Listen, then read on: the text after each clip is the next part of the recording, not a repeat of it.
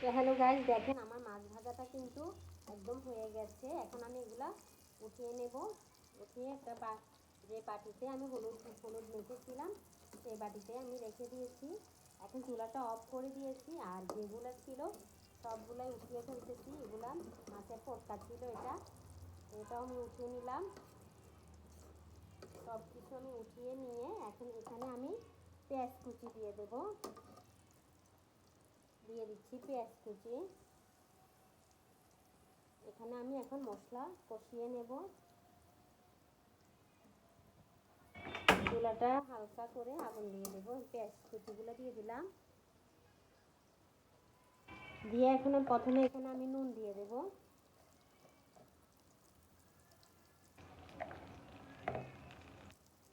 নুনটা দিয়ে দিলাম। এখন আমি দিয়ে দিচ্ছি এখানে হলুদের গুঁড়া 1 চামচ। যেহেতু আমি এখন রান্না করব, তো সেহেতু আমি এখন এখানে যে মাছের ডিমগুলো আমি কীভাবে রান্না করব সেটাই দিচ্ছি। 1 চামচ কিন্তু মরিচ দিয়ে দিয়েছি, আর আরও 1 চামচ দিচ্ছি, 1/2 চামচ, 1.5 চামচ দিয়ে দিলাম লাল মরিচের গুঁড়া। এখন আমি দিয়ে দেব আবার জিরা ধনিয়ার গুঁড়াটা। যেহেতু মাছের ডিম সেহেতু একটু গ্রান আসা লাগবে, গ্রানের জন্য এখন আমি জিরা ধনিয়ার গুঁড়া দিয়ে দেব 1 চামচ। 1 চামচ পরিমাণ দিয়ে দিলাম জিরা ধনিয়ার গুঁড়া। বাস, এখন দিয়ে দেব আমি আদা রসুন পেস্ট করা। যে রসুনটা একটু বেশি দেব, কিন্তু আদাটা আমি পরিমাণে অল্প একটু দিয়ে দেব, অল্প একটু।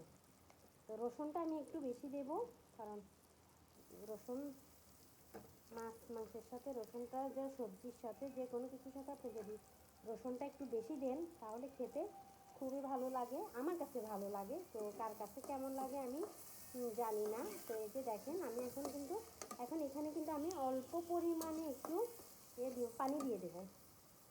অল্প পরিমাণে একটু পানির জন্য একটা মগের ভিতরে একটু পানি পুড়িয়ে নিলাম।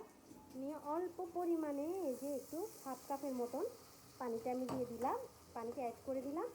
দিয়ে এখন আমি একটু নাড়াড়ি করে নিলাম যাতে মশলাটা ভালো করে কষানো হয়। এখানে পানি ট্যাপটা আমি বন্ধ করে দিলাম, যে অপচয় যাতে না হয়। এখন এর সাথে একসাথে কিন্তু আমি আমার আলুগুলো কষিয়ে নেব। যে আলুগুলো আমি কেটে কুচি কুচি করে নিয়েছি সেই আলুগুলো আমি কষিয়ে নেব একসাথে। তো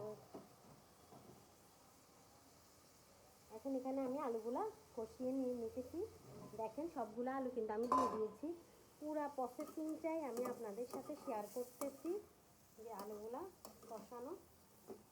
দেখেন এখন আমি আলুগুলা কষিয়ে নিলাম।